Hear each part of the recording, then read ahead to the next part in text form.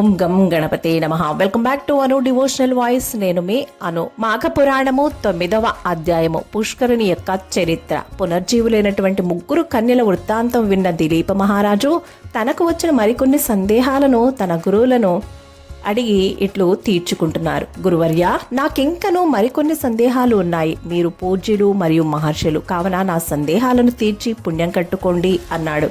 అప్పుడు వశిష్ఠుల వారు సరే అన్నారు. ఓ మహర్షి, భూలోకమునకు యమలోకమునకు గల దూరం ఎంత ఉండును? మరణించిన ముగ్గురు కన్యలు ఈ తక్కువ కాలంలోనే యమలోకమునకు పోయి వచ్చారా?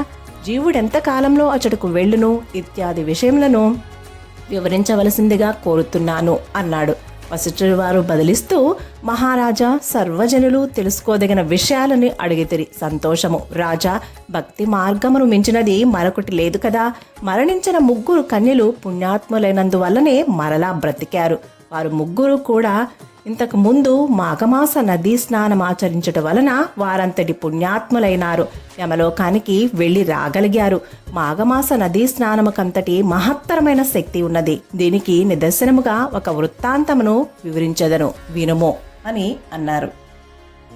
ఒకానొక సమయమున పుష్కరుడనే బ్రాహ్మణుడు మిక్కిలి జ్ఞానవంతుడే, సమస్త జీవుల యందు దయ కలిగి ప్రవర్తించేవాడు. పరోపకారమే ఈయన జీవిత లక్ష్యం. ఇతడు ప్రతి మాఘమాసమందు నదిలో స్నానము చేసి జపాదులు, విష్ణు పూజలు, పుణ్యకార్యములు చేసేవాడు. మాఘమాస వ్రత దీక్షాపరుడై సదా భగవంతుని సేవ చేస్తూ కాలం గడుపుతూ ఉండేవాడు. భజనలు, భగవన్నామ సంకీర్తన చేసేవాడు. ఇతడు శ్రీమన్నారాయణ్ణి పరమభక్తుడిగా ప్రసిద్ధికెక్కాడు. ఒకనాడు యమలోకంలో యముడు పుష్కరుని ప్రాణాలు తీసుకుని రండని తన భటులైనటువంటి యమదూతలను ఆజ్ఞాపించారు. యమకింకరులు సరే అని భూలోకమునికి వెళతారు. భూలోకంలో ఉన్నటువంటి పరమ భక్తుడైనటువంటి పుష్కరుని ప్రాణాలు తీసుకుని యమలోకానికి వెళ్లి యమధర్మరాజు ముందు పుష్కరుడిని నిలిపి, ఏలిక, మీ ఆజ్ఞ ప్రకారము పుష్కరుని ప్రాణాలు తెచ్చాము. ఈ జీవికి ఏ శిక్ష విధించాలో సెలవీయండి, అమలు పరుస్తాం అన్నారు యమదూతలు.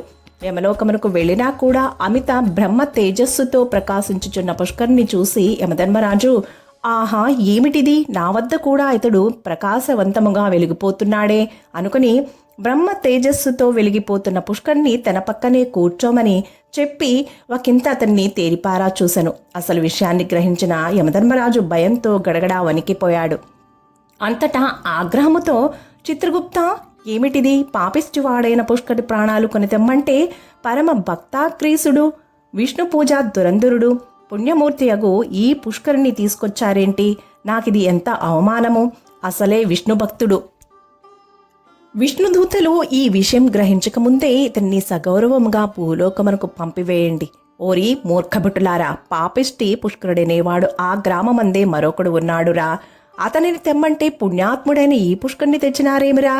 మీ వల్ల నా గౌరవం నశించింది కదరా అంటూ వెంటనే పుణ్యాత్ముడైనటువంటి పుష్కరునికి క్షమాపణలు చెప్పి మా పొరపాటును మన్నించమని వేడుకొని మీరిక భూలోకమునకు వెళ్ళవచ్చు అన్నాడు. పుణ్యాత్ముడైన పుష్కరుడు కూడా యమభటులు చేసిన తప్పిదానికి విచారించి, సరే యమధర్మరాజా, ఎలాగూ యమలోకానికి వచ్చాను కదా, ఇక్కడ విశేషాలన్నీ చూసి పోయేదను అన్నాడు. అసలే తప్పిదం జరిగిందేమో, యముడు ఒప్పుకోక చేస్తాడా? సరేనని అంగీకరించాడు. అప్పుడు పుష్కరుడు యమలోకమందలి వింతలు, విశేషాలు, నలుదిక్కులందనూ నరులు పడుతున్నటువంటి యమయాతనలు, ధర్మయుక్తంగా శిక్షించు యమలోక శిక్షాస్మృతిని ఇత్యాది యమలోక విశేషాలన్నింటినీ కూడా ఆకలింపచేసుకున్నాడు. నరులు అనుభవిస్తున్న శిక్షలను చూడలేక భయపడి బిగ్గరగా శ్రీహరి శ్రీహరి అంటూ హరినామ సంకీర్తన చేయ మొదలుపెట్టాడు. పుష్కరుడు చేసే హరినామ సంకీర్తనలు వినిన పాపులందరూ కూడా తమ తమ పాపముల నుండి విముక్తులు కాసాగారు. ఇక అక్కడ ఉండలేక వారు అనుభవిస్తున్న బాధలను చూడలేక భూలోకానికి తిరిగి వచ్చేశాడు పుష్కరుడు. మరింత విష్ణు భక్తితో మెలగసాగాడు భూలోకంలో. అమిత పుణ్యాత్ముడైనందువలనే పుష్కరుడికి యమలోకం పోయి మరలా తిరిగి రాగలిగిన శక్తి వచ్చింది. అత్యంత పుణ్యాత్ములైన వారికే ఇది సాధ్యమవుతుంది. మాఘపురాణము 9వ అధ్యాయము సమాప్తము. శుభం. Thank you for watching. Survey జనా సుఖినో భవంతు. మరో అధ్యాయంతో మళ్ళీ కలుద్దాం.